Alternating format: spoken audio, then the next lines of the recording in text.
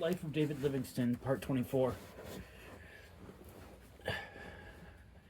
Mr. Stanley found it much more difficult to get into Africa than to one singular land.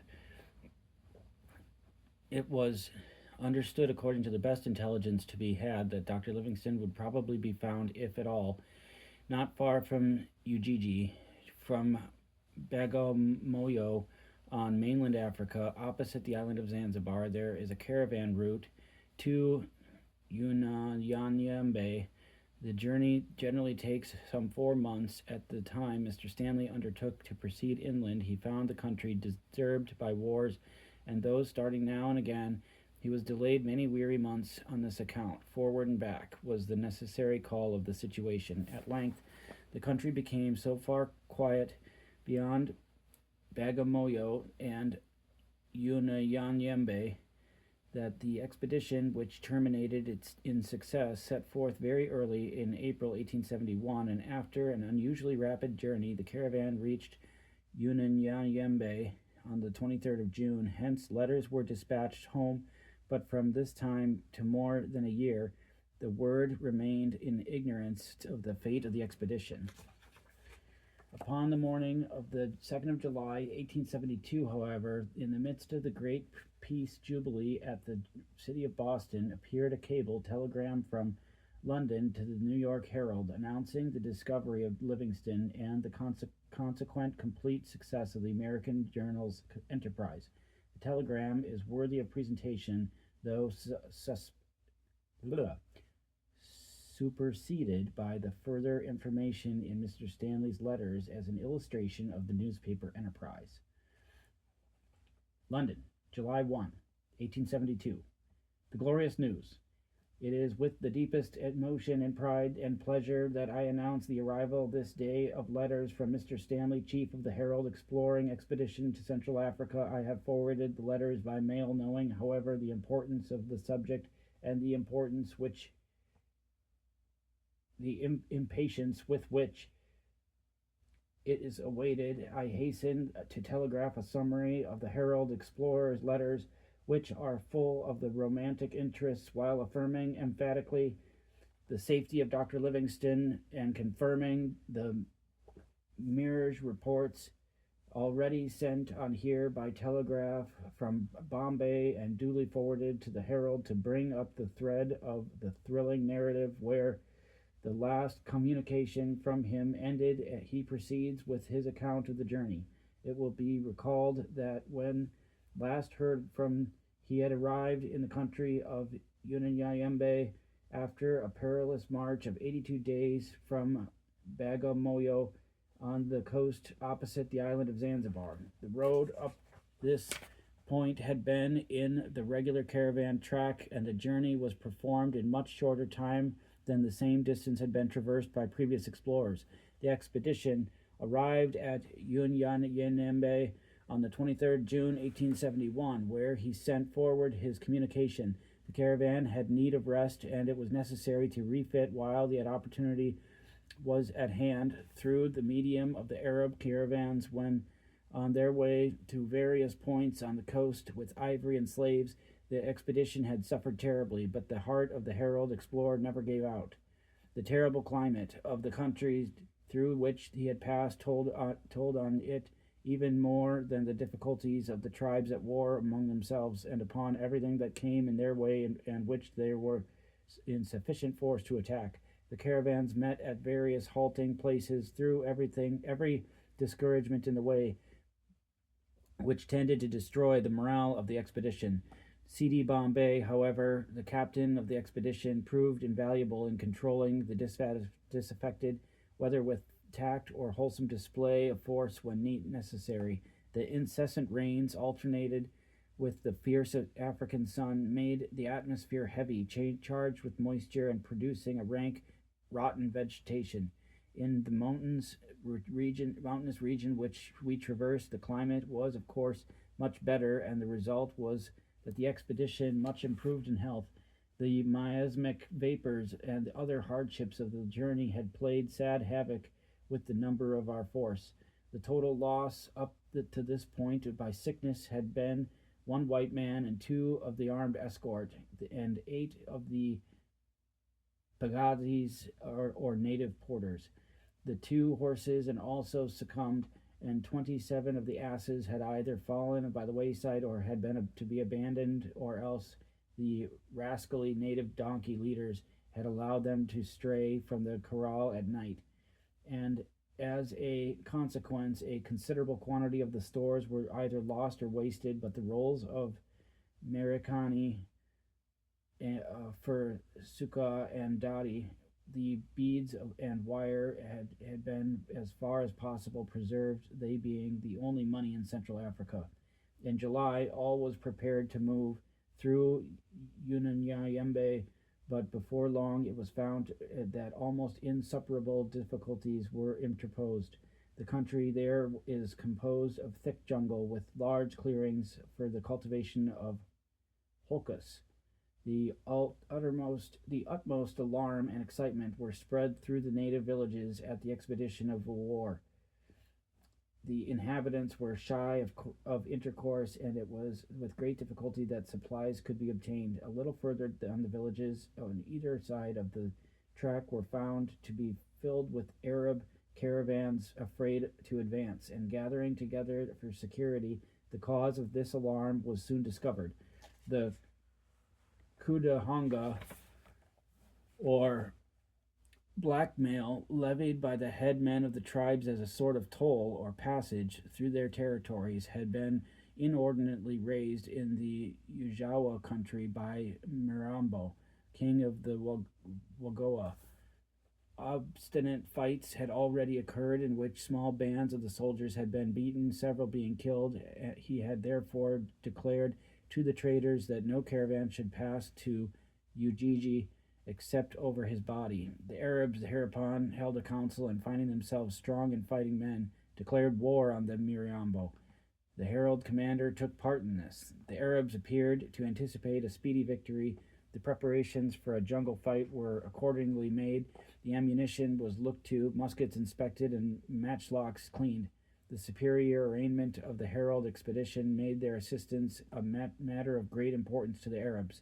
The herald goes to war.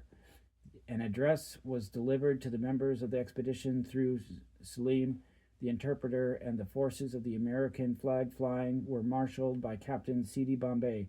The first fight at daybreak on the following day, according to previous arrangement, the armed men were divided into 3 parties: the vanguard for attack, the rear guard for immediate reserve, and the remainder, consisting of the less active, were stationed with the impediment and slaves in the corrals. The advance was ordered and responded to with alacrity, and the first village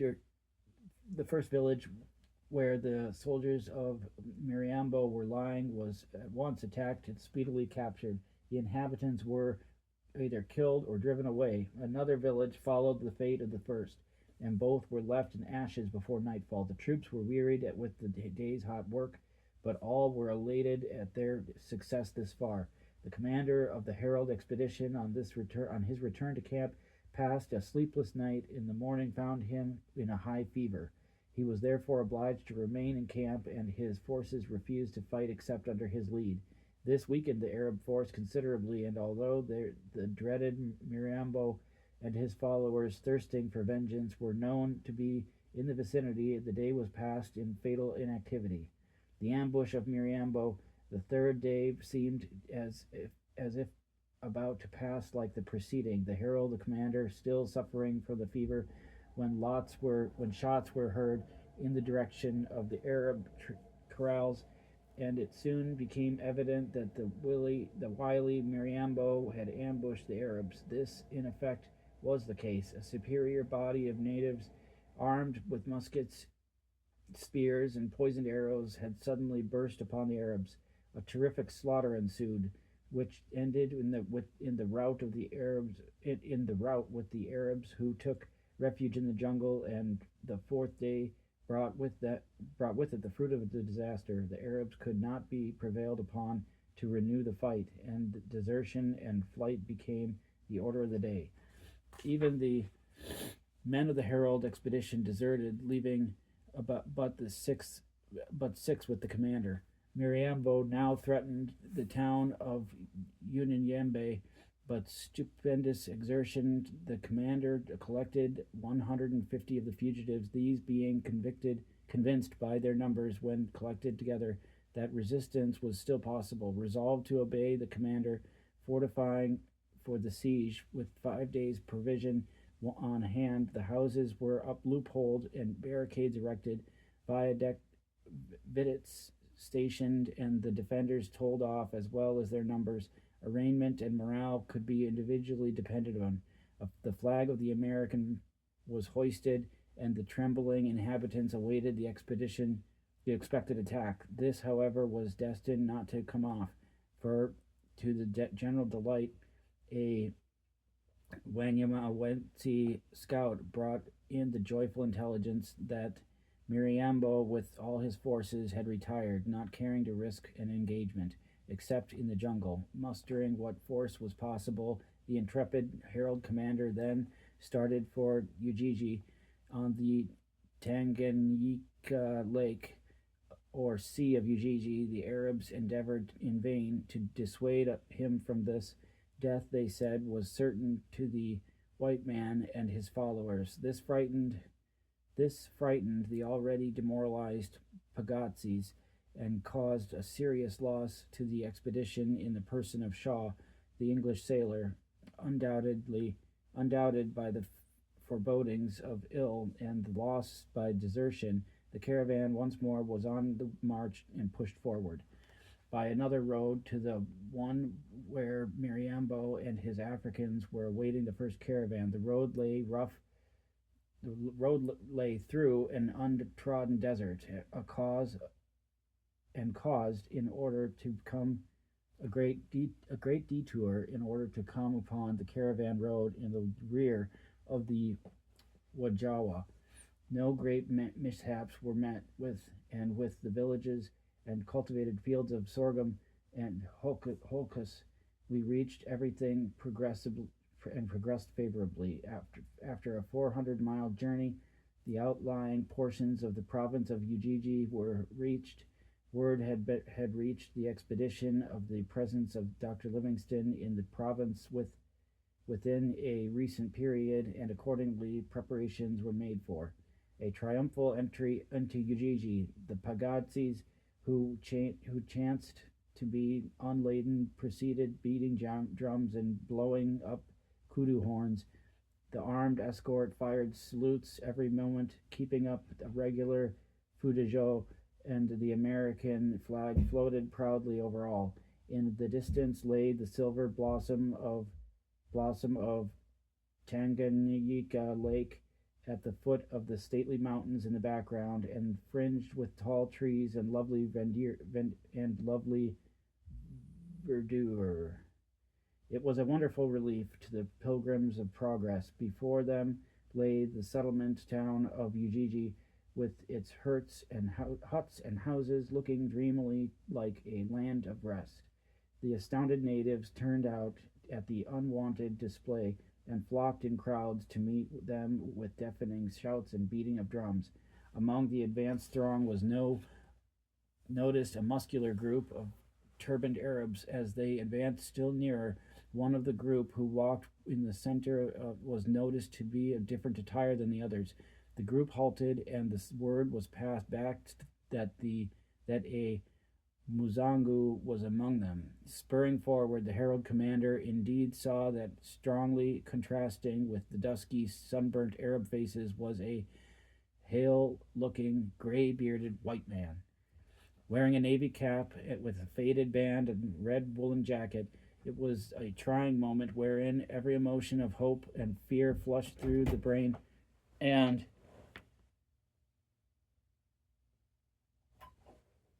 the fatigues faded in the intensity of the situation. The questions was had so long been sought, or could it be? You came in right when they found Livingston.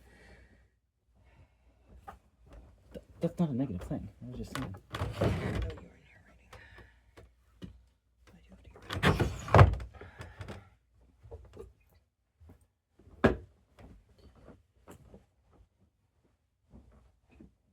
pale-looking, gray-bearded white man, wearing a navy cap with a faded gold band and a red woolen jacket. It was a trying moment wherein every emotion of hope and fear flashed through the brain.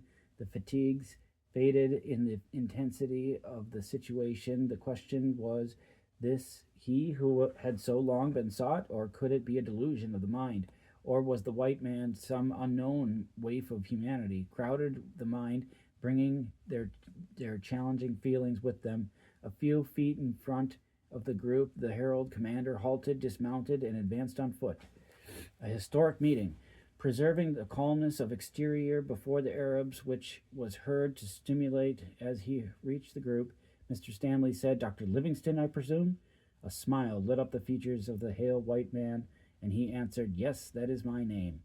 The meeting was most cordial, and the wearied caravan, joyous at the triumph of the expedition, were escorted by the multitude to the town. After a rest and a meal, in which milk, honey, and fish from Tanganyika Lake were new features, Livingston told his story, which is briefly as follows. In March 1866, he informed the Herald Explorer that he started with 12 sepoys, 9 Johanna, and 7 liberated slaves. He traveled up the Rovuma River. Before they had been gone very long, the men became frightened at the nature of the journey and the reports of hostile tribes up the country they were to pass through. At length they deserted him, and, as a cover to their cowardice in doing so, circulated the report of his death. Livingston proceeded on his journey in spite of his isolation, and after some difficult marching reached the Shambetsi River, which he crossed. He found that this was not the Portuguese Zambezi River, as he had conjectured, but on the contrary, wholly separate. He traced its course, found it called further on the Lualaba. He continued his explorations along the banks for 700 miles, and he became convinced in consequence that the Shambezi is doubtless the source of the Nile, and that this will make a total length for the mystic river of Africa 2,600 miles. His explorations as also established that the Nile is not supplied by Lake Tanganyika.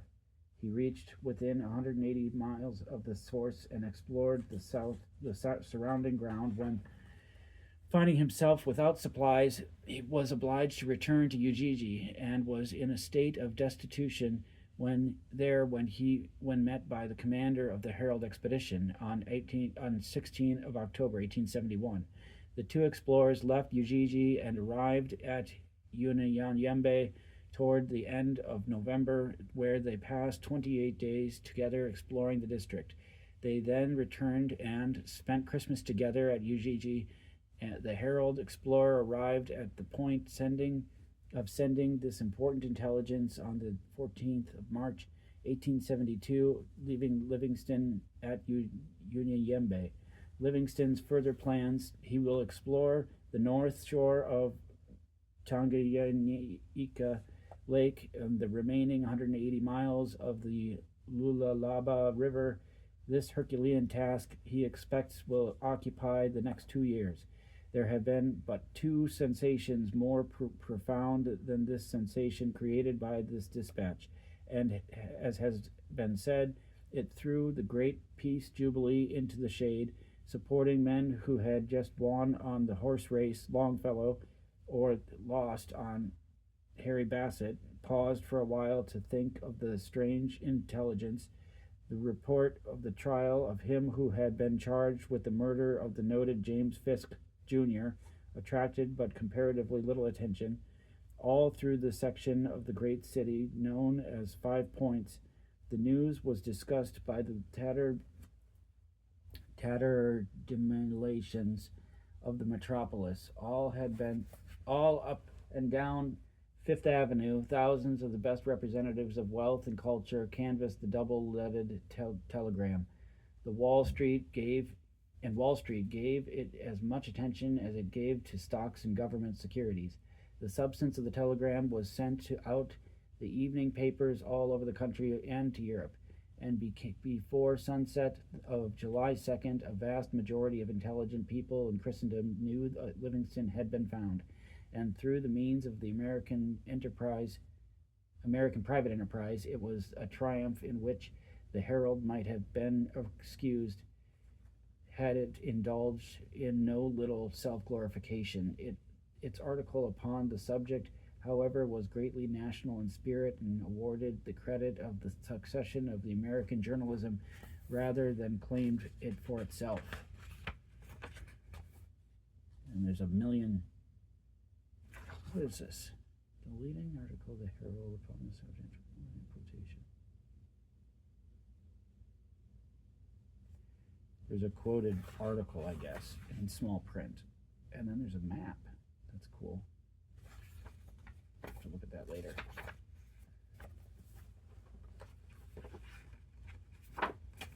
There ends chapter 11.